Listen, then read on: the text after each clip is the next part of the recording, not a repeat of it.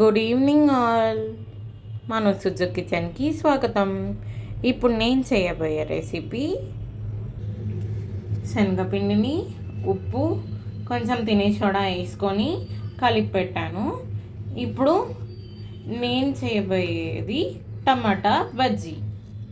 చిన్ని టమాటాలను తీసుకొని శుభ్రంగా కడుక్కొని ఇట్లా పక్కన పెట్టుకోవాలి. టమాటా బజ్జీలోకి స్టఫింగ్ కోసం ఒక చిన్న ఉల్లిపాయ, కొంచెం మరమరాలు, ఈ ఆనియన్స్, ఆ మరమరాలు దీంట్లోకి కొంచెం ఉప్పు, కొంచెం కారం, నిమ్మరసము వేసుకొని కలుపుకొని టమాటా బజ్జీలోకి స్టఫ్ చేసుకోవాలి. ఇప్పుడు టమాటా బజ్జీ తయారయ్యే విధానం చూద్దామా. టమాటాని ఇలా మంచిగా డిప్ చేసుకొని ఆయిల్లోకి వేసేయాలి. బాగా ఎర్రగా ఫ్రై చేసుకోవాలి. అంతే.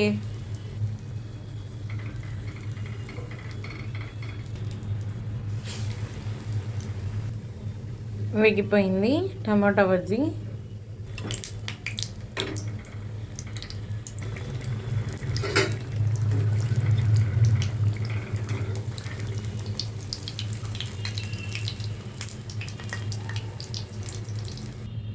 Tomato bajji ready. దీంట్లోకి ఇప్పుడు నేను స్టఫింగ్ ఎలా చేసుకోవాలో చెప్తాను. ఫుల్ టమాటో బజ్జీని ఇట్లా హాఫ్ చేసుకొని వీటిలో ఉన్న టమాటాని మరమరాల్లోకి వేసుకోవాలి. టమాటాలు పైన పొట్టు తీసుకొని పడేసి ఇవన్నీ మరమరాల్లోకి వేసి మంచిగా మ్యాష్ చేసుకుంటూ కలుపుకోవాలి.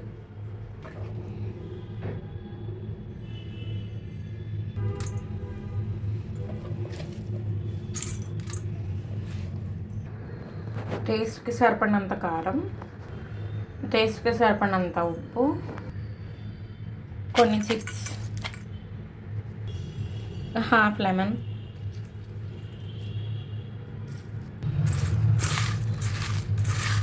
బాగా మిక్స్ చేసుకోవాలి. ఇలా మంచిగా అన్నీ మిక్స్ చేసుకోవాలి. ఈ స్టఫ్ను కొంచెం కొంచెంగా ఇలా బజ్జీలలో వేసుకోవాలి. అన్నీ నింపుకుందామా. ఇలా ఫిల్ చేసుకున్నాం కదా, అంతే.